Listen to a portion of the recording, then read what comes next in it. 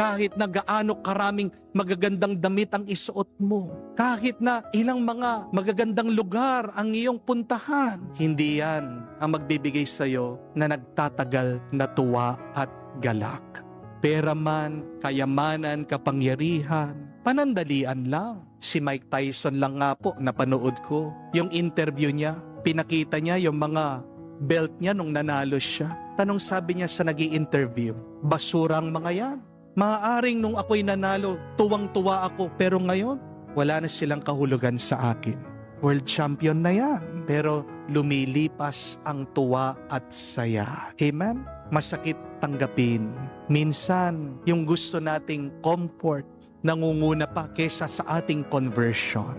Gusto mo magtagal ang tuwa sa iyong buhay?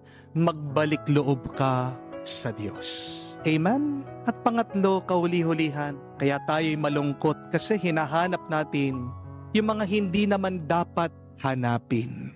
Kapag broken-hearted ka o nasaktan ka ng ibang tao, naghahanap ka ng closure.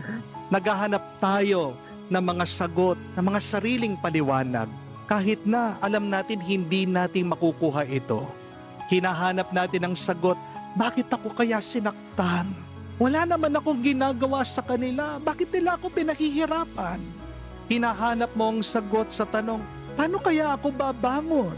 Paano kaya ako makakabawi? Paano kaya ako makakabayad sa mga utang? Hinahanap din natin yung mga taong matagal nang bumitaw. Hindi natin matanggap ang katotohanan na kung ayaw ka, ayaw ka. Di po ba? Kaya nasasaktan ka eh.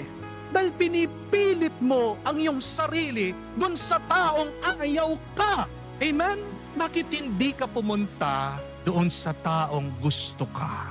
Sinong may gusto sa atin? Di lang tayo gusto. Mahal na mahal tayo. Walang iba kung hindi ang Diyos.